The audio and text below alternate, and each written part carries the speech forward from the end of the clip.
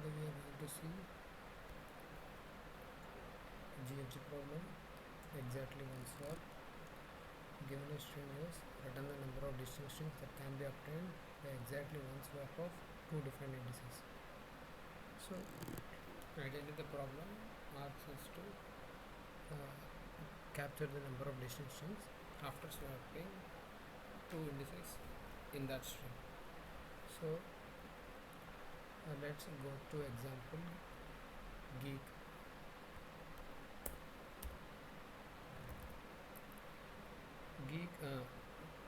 Suppose we will take another example now, example of ABCD.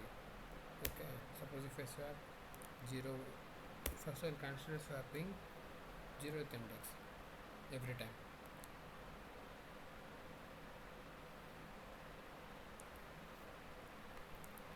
AB, CD, BA, CD, then I will be swapping AC, B will be intact, C, B, A, D, I will be swapping AD, BC will be intact, D, B, C, A. Now consider swapping, so A will be fixed now, consider swapping B from B, so swap BC, C, B, D, A will be intact, swap BD, D, C, B, A will be intact, this is done. Now AB will be intact, swap CD. So for a string of size n, we will be having 3 plus 2 plus 1, which is nothing but n into n plus 1 by 2. Here we are giving n minus 1, so it will be n minus 1 into n plus, this will be n by 2. So this will be the total number of possible ways if I have all the values as distinct. Now consider the case where I don't have a distinct value. Suppose if I have A, B, so in the case of ABCD, suppose if I have ABCC, so by swapping CC I can still achieve this ABCC, whereas by swapping any of these indices, here you can see clearly that we can't achieve ABCD at any point of time, because we are swapping two indices where all the indices are having distinct values. So one thing we can clearly say that I'll be adding, if my string consists of a duplicate characters, then I'll be adding plus 1 at the end. Okay, if it doesn't contain a duplicate characters, then we will remove it accordingly. Now suppose my string has AAA, BBB, so I'll be, the total number of ways is n minus 1, summation of 1 to till n minus 1, that will be the total number of possible cases, out of which I should remove these cases where I can't swap these two A's and this first A with the third A, this first A with the fourth A.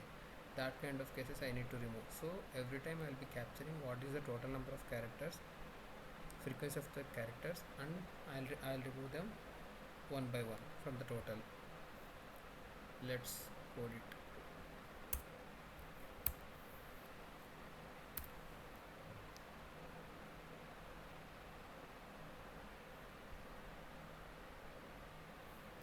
Let's code it up. I'll be capturing initially size, then I'll be taking the frequency array of size 26, 0, and now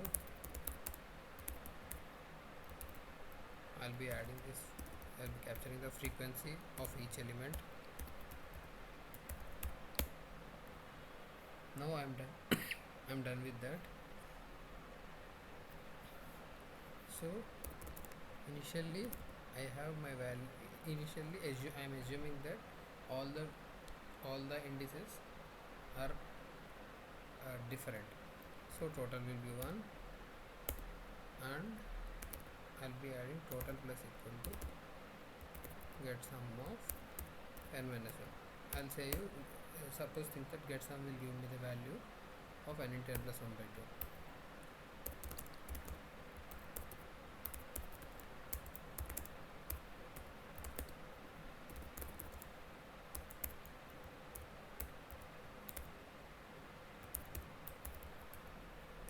That is the summation of the numbers.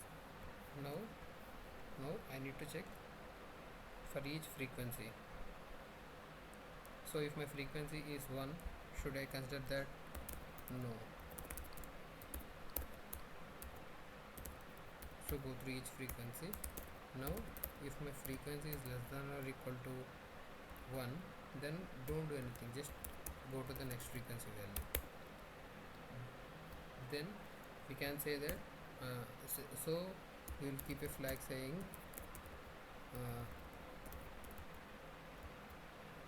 repeat equals to true. We are saying that repeat equals to false. Okay, we didn't encountered repeat. Okay,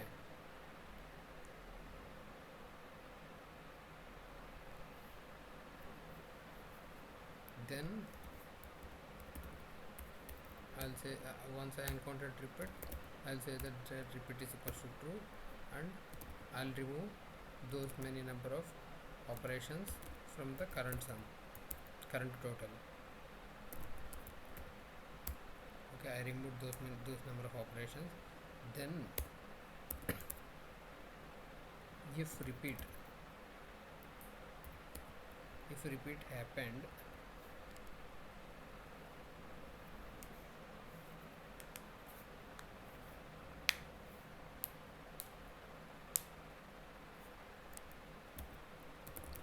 then we need to return the total only, or else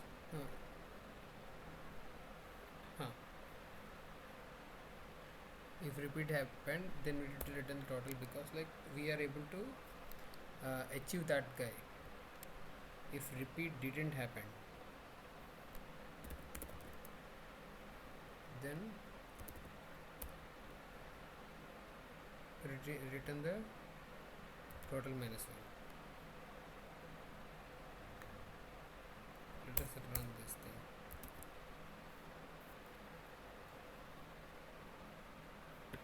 Yeah, I have also created a few test cases, and yeah, everything is working fine. The complexity, it will be order of n, and the time complexity will be order of n. The space complexity, the time complexity will be order of n only, and the space complexity will also be order of n, because for each frequency I will be capturing